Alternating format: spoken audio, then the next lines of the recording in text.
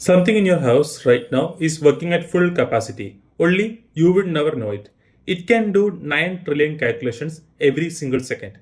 And for most of that time, it is doing almost nothing useful, 12% only. I ran this test myself, same code, same laptop, no errors anywhere. Every answer it gave me was correct, 100% actually. And still, most of that work was not needed at all. So I spent one full week finding out why and proving it properly. The fix, it was not what I expected. Neither was who else got this exact thing wrong years before me. This is a graphics chip, and this is the part nobody actually tells you. Let us go and find out then. Everything in this video comes down to one job, multiplying two big grids of numbers. Grid A multiplied by grid B gives you grid C. That is the entire job. In a typical AI model, this one job takes up 95% of the chip's time. One single layer of a real network needs 57 million calculations. One layer only. A real network stacks dozens of these layers, billions of calculations per image.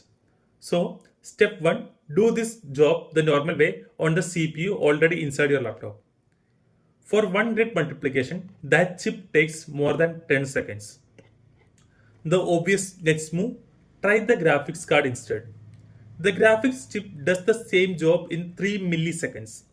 That is over 3000 times faster. Problem solved? No. That is exactly what I thought. But beating a slow chip is not same thing as making it fast.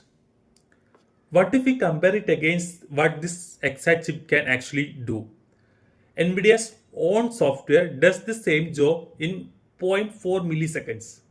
My 3000 times faster code was only using 12% of this chip. Beating a slow rival is not being fast. I had this completely backwards. So what is actually slow? One rule, before we go further, every number in this video I check twice every single time. And I was wrong. Here's the twist. The chip itself was never the actual bottleneck. The real limit is moving numbers in and out of the memory, not calculating with them. The chip can calculate extremely fast, fetching numbers from the main memory. That part is slow. Inside the chip, there is also a small, very fast storage space, much smaller than the main memory. My first version did not use that fast storage at all. Every calculator fetched straight from the slow memory. And many calculators were fetching the exact same number separately multiple times repeated. 90 times for a single number. That was actually happening in my code. The obvious fix, fetch each number once, keep it in somewhere where every calculators can reach. Engineers call this technique tiling. Load a small block of numbers into the fast storage one time and reuse it. Before I show you the number, guess how much faster this actually made things. 0.17 times or 0.7 times, that is all only. Honestly, I was expecting more than this, so I went measure properly why. Not a guess this time, I connected a real measuring tool directly to the chip. Turns out, the chip was already reusing 97% of those numbers on its own. My whole optimization, it was fighting over the remaining 3% only. But 3% of billion of memory trips, that is still a very large number. So measured directly, this fix can cut the actual traffic to the memory nearly in half. Half the traffic about 70% faster. These two numbers should match each other and they do. When two separate measurements agree like this, you are not guessing anymore. You found the real cause. Okay, a real fix with real proof behind it, not bad actually. Which brings up a new question. How much of that fast storage should each calculator get? Sounds like a simple question. It is not actually. Checked and correct still, because bigger is not always better. Sometimes it is the exact opposite. I tried three different sizes of that fast storage block, small, medium, large. The obvious goal, keep every single calculator on the chip busy all the time. Small block, every calculator active, all of them should be the fastest. No, it was the slowest of the three. Every single time I tested it. All calculators busy, yes, but the block was so small they kept running out and refitting. Now the opposite case, large block. Only about a third of the calculators was active at once. At the biggest job size, this was actually the fastest of the three. A third of the calculators was only working, but it still beat the version where every calculator was working. And at smaller job sizes, the medium block won instead. There is no single correct answer here. The right size depends completely on the size of your job. Always test both actually. So I push this idea further. What if each calculator did more work per trip to fast storage? Instead of one calculator handling one answer, now one calculator handles 8 answers per trip. Obviously, that means fewer calculators can be active on the chip at the same time. Active calculators drop to one third of the chip exactly as expected. And it became over 3 times faster at the same business level as before. Same number of active calculators, both measured with same tool. One is simply 3 times faster. So keep everyone busy was never actually the real answer. One more push. What if each calculator handled 64 answers, not 8? Active calculators dropped again, down to only one third of the chip. And it got faster again. One third of the chip active, and this was the fastest version yet. Active calculators kept dropping 3 separate times. Speed kept rising 3 separate times. The number actually mattered was the trips to fast storage per answer produced. 2 trips per answer, then one trip covering 4 answers. But here is the thing, each push helped a little less than the push before it.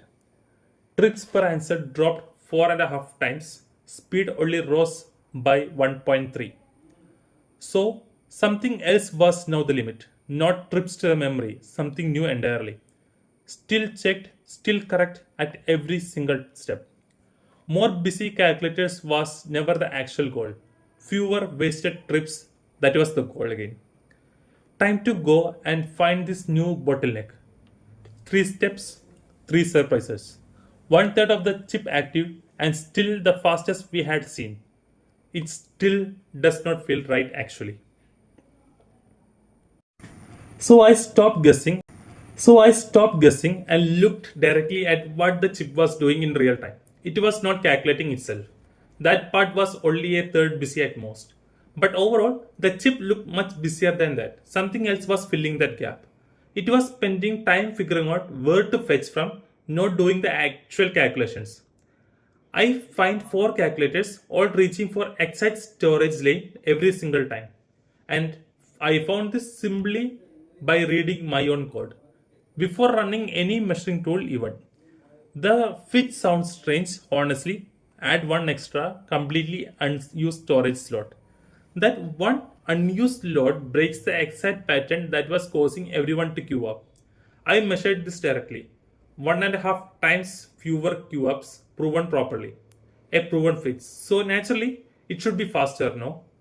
It's actually barely faster. And on one test, it actually looks slower. A fix proven by direct measurement that did not clearly make anything faster.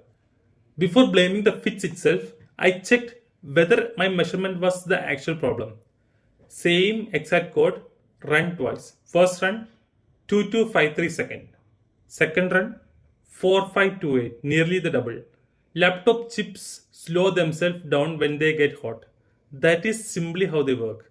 Honestly, I did not measure the temperature during this particular test. That is still pending. That extra storage slot also made where do I fetch from calculation a little harder. A fix can be proven correct and still not the complete explanation. This is not a failed test. This is what real measurement actually looks like. Which made me wonder, is there a hard limit to this whole approach entirely? Still checked, still correct, So I stopped tuning the same approach and reached for something completely different. Here is everything side by side against NVIDIA's own number. The badly built Tensor Core version came the closest, up to 84% of it at sometimes. And still, a great gap there still remains. And strangely, it grows larger on the biggest jobs, not smaller. NVIDIA's library actually stitches its whole strategy depending on the job size. Ours never did that. The last stretch is not one more trick, it is choosing the correct trick for that moment. None of this went smoothly. Honestly, I got things wrong more than once in this very video. And I could not fully explain the gap either. I said so on the camera at the time. None of that was a mistake in this video. This was the actual method working properly. The moment you stop checking your own numbers, that is exactly when something quietly goes wrong. I have made this mistake before, actually assuming something instead of measuring it. That is the entire reason every single number in this video got checked twice, not once.